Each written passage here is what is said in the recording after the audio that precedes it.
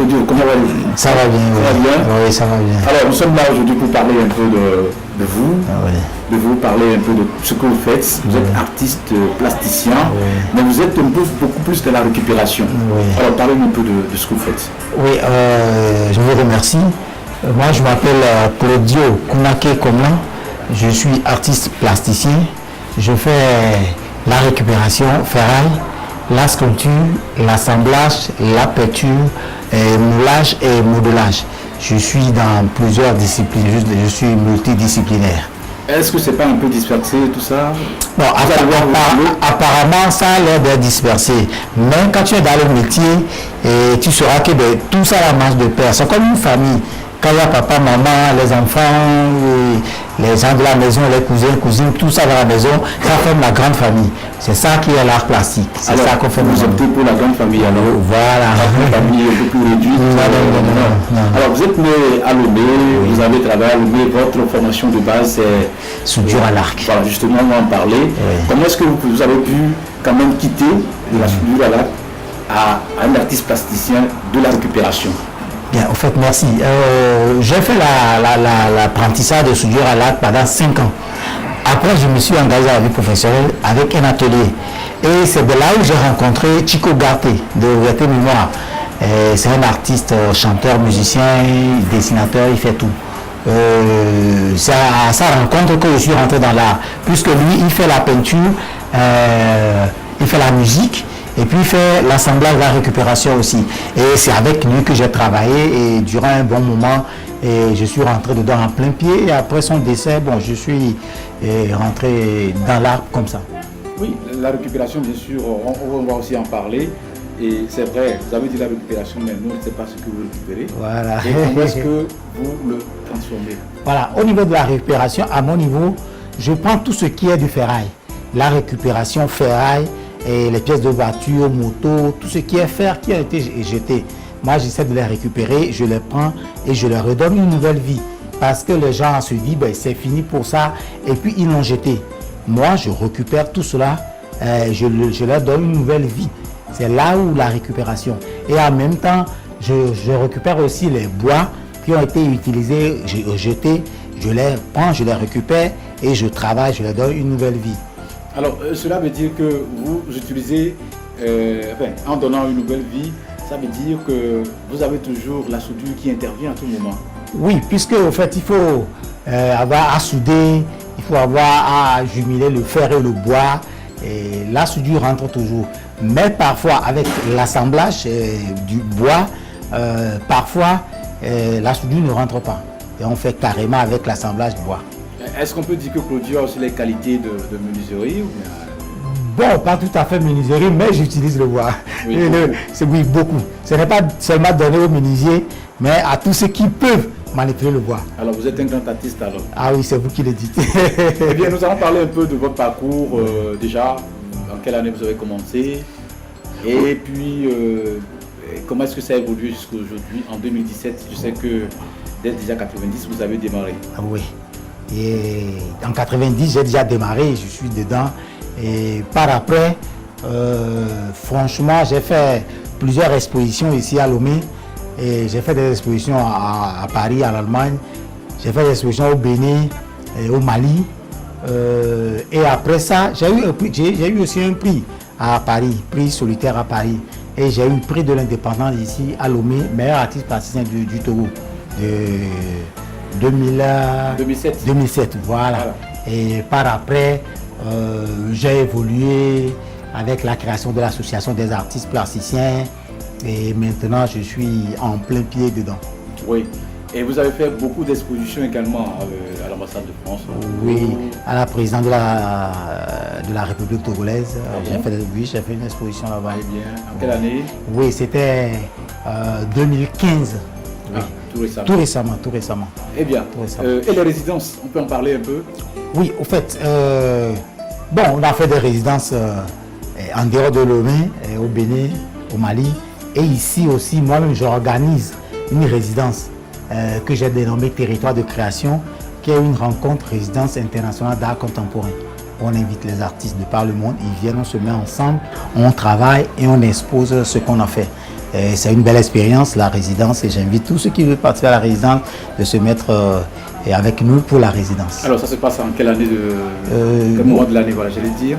Voilà, en fait, ça dépend des moyens financiers. Nous, on attend le mois d'octobre pour réaliser ça. Mais si on a, normalement, même on le fait en juin, juillet, mais bon, voilà, le moyen financier, le nerf de la guerre oblige, on tend jusqu'à septembre. Et quel qu'en soit les cas, on le fait avant octobre quand même. Alors Claudio, vous n'êtes pas que dans la récupération, vous n'êtes pas que soudeur, on ne connaît pas que ces talents. Vous avez également l'art de transformer le bois. Vous faites de très bonnes sculptures. Voilà. Et également les qualités de la peinture. Est-ce que vous pouvez en parler un peu? Oui, si vous voulez. Je fais aussi la sculpture. Bon, j'ai commencé la sculpture bois proprement dite. Il y a quelques années, je suis rentré dans la sculpture bois où je prends le bois massif, je sculpte bien le bois. Et de là aussi, je fais la peinture.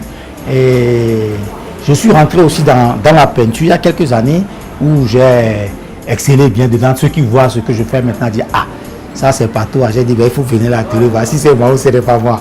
Et je fais bien la sculpture, je fais bien la peinture. Et c'est là où je me sens en plein pied dans l'art, quoi. Est-ce qu'on peut dire là par là que la reconnaissance d'un artiste, un grand, c'est d'avoir un panel de domaines à embrasser? Oui.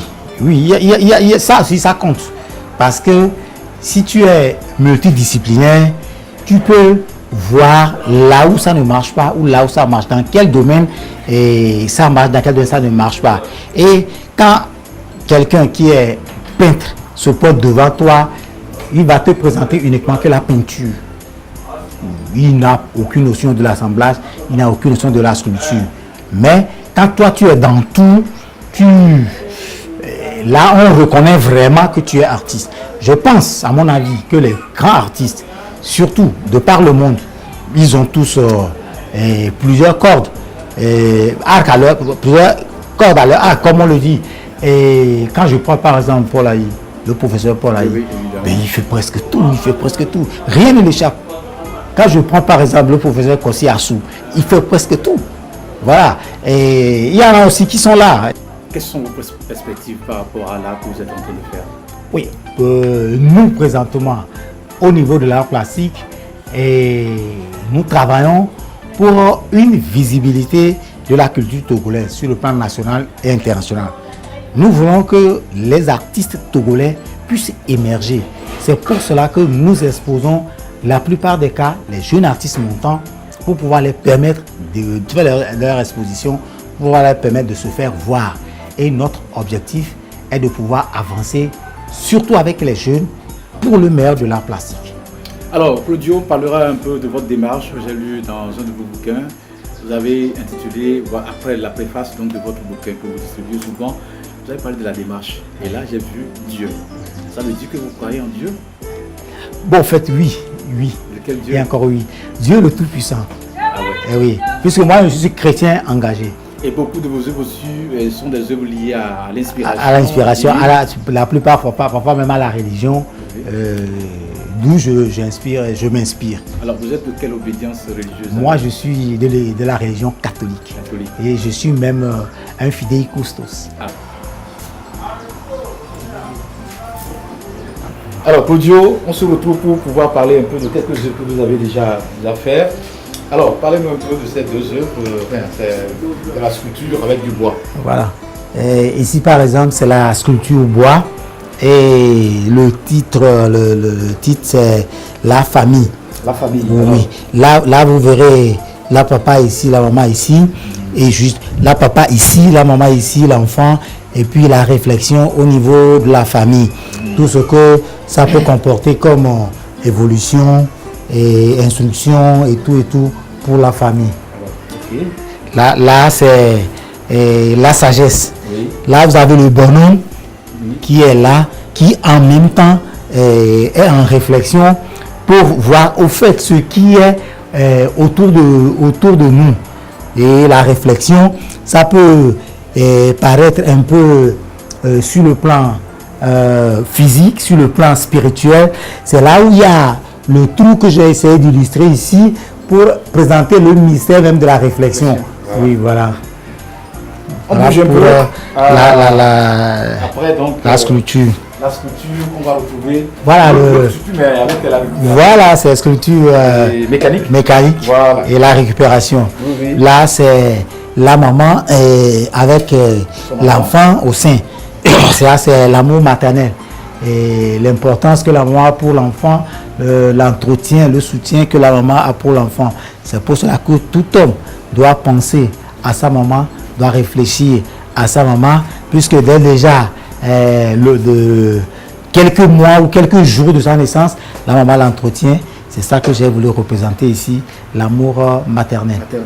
Alors on retourne, on va prendre aussi un autre avec, on prend un autre au hasard. On a ici la cloche, il y a l'entonnoir, mais on comprend peu de choses. Hein. Voilà, ça c'est l'annonceur. Ah ok, d'accord. Voilà, vous allez voir, c'est avec le gong qu'on annonce les nouvelles.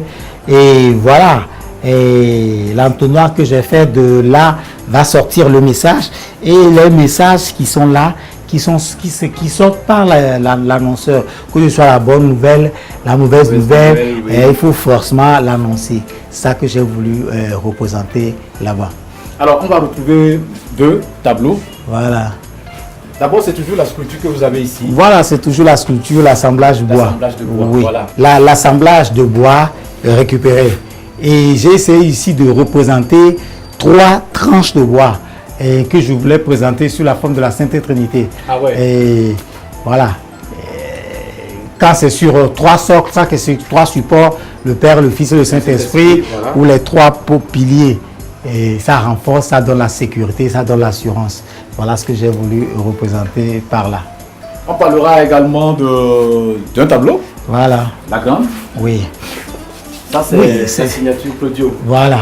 Ça, c'est l'énergie. Oui. Et je me dis, l'homme doit avoir une énergie, l'homme doit dégager l'énergie positive. Ça que vous allez voir dans le tableau, il y a cet élan-là qui part de bas et qui monte en haut. C'est l'énergie doit monter et couvrir notre aura pour nous permettre de réagir, d'avoir des réflexions à temps et à contre-temps. L'énergie, voilà tout ce qu'il y a comme action positive dans notre aura. J'ai voulu représenter par là. Merci beaucoup. On va continuer avec... voilà les totems qui sont là. Ça aussi, c'est de la récupération. Voilà, ça c'est de la récupération et l'assemblage de bois. Voilà. Ça, c'est l'union fait la force. Oui. Voilà. Je me suis inspiré par le travail des fourmis. Et c'est pour ça que vous allez voir les fils de fer alignés, les clous alignés de gauche à droite.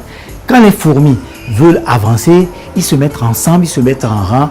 Et ce qu'un fourmi ne peut pas prendre, quand ils se mettent ensemble à 10, ils prennent, ils soulèvent, ils déplacent, ils mettent là où ils veulent. C'est l'union fait la force. Et inspiré sur le travail des fourmis. Voilà.